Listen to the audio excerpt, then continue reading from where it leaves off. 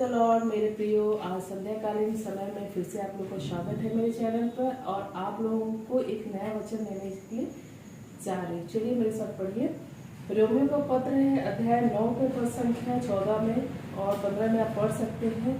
ईश्वर मूसा से बात कर रहे हैं कि वो जिस पे दया करना चाहते हैं वो उस पर दया करेंगे, जिस पे तरस खाना चाहते हैं वो उसी पे तरस खाएंगे। इसका मतलब ये है प्रियो कि अगर हम अपने जीवन को ईश्वर के पास हम लेके जाते हैं तो बिल्कुल हम पर तरस खाएंगे, है ना। और जितना जितना हम उनके आज्ञाओं का पालन करेंगे, प्रभु हमारे साथ हमेशा रहेंगे। और आपको भी पता है कि वो उनके वचन में लिखा हुआ है, संसार के अंत तक हमारे साथ वो रहेंगे।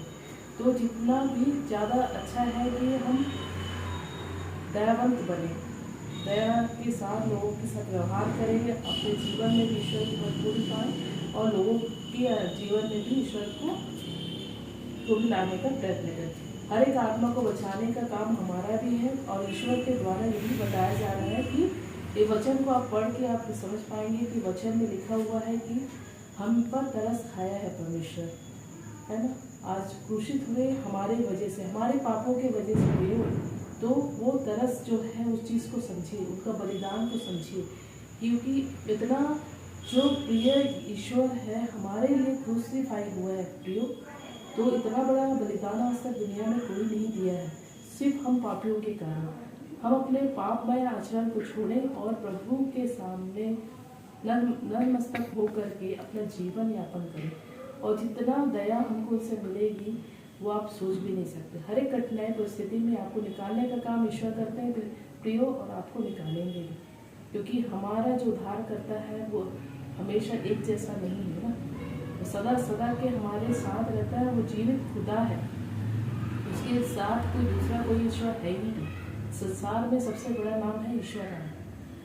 तो वो आप इस वचन के द्वारा अपने जीवन में बहुत आशीष पाएंगे। और ये चीज़ है, जो लोग इगोइस्टिक है मेनली उसके लिए कहा जाता है कि जो है नम्र बनिए, और अगर ईश्वर की कृपा पात्र आप बनना चाहते हैं, उनका तरस वो हम पर तरस खाए ऐसा आपको लगता है, तो हमेशा आप उनके सामने नतमस्तक रहिए, यानी कि नम्र हो जाइए और अपने जीवन को उनके अनुसार चलाएं। इतने उनकी आज्ञाओं का पालन करिए, जो वो बोल रहे हैं वो करिए, और अपने साथ उनकी कनेक्टिविटी बना के रखिए प्रिय। ये वचन को अपने जीवन में रखिए और अपने जीवन में बहुत आशीष पाए। तो इसके लिए मैं धन्यवाद देती हूँ, प्रभु हमें ये अपने वचनों के द्वारा बहुत आशीषित किए हैं। तो इस वजह से आप अपने हर एक हृदय से आप धन्यवाद देते रहिए। तो इतना ही है। चलिए हम प्रार्थना छोटा सा करना चाहती हूँ मैं।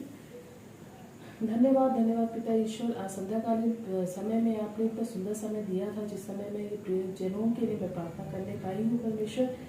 इन सारे लोगों को अपने पवित्र चरणों में समर्पित करते हुए वचन उनके जीवन में आनंद और एक भरपूरी उनके जीवन में लाने पाए परमेश्वर। जितने लोग अंधकार की शक्तियों में बंधनों में हैं परमेश्वर, उनके सारे बंधनें टूटने पाए, और एक हर एक जो विश्वासी भाई बहनें हैं वो अपनी आज़ादी पाए और आपके प्रेम को जान पाए परमेश्वर पिता, कि आप जैसे दयावंत है परमेश्वर, वैसे ही ये दयावंत और दयालु बने रहे परमेश्वर। हर एक इंसान में आपका ये प्रतिरूप देखने पाए पिता यीशु, खुदगर्जी ना होने पाए, अंधकार की शक्तियाँ में कब्जा में है, जो भी वो अपने दुष्ट के बंधनों से छुटकारा मिल जाए परमेश्वर पिता। इन पर दया करना, क्योंकि प्रभु आपके द्वारा हमारा कोई उद्धार करता नहीं है परमेश्वर। हम जानते हैं, हम आपके बच्चे, हम पाप में गिर जाते परमेश्वर, लेकिन आप हमें हर बंधनों से छुटकारा देंगे प्रभु। एक पश्चातापी दीनहीन की शुद्धि आप ही ले सकते परमेश्वर पिता। इसीलिए मैं सारे मानव जाति के जो संसार में रह रहे परमेश्वर, जितने लोग आज अन्याय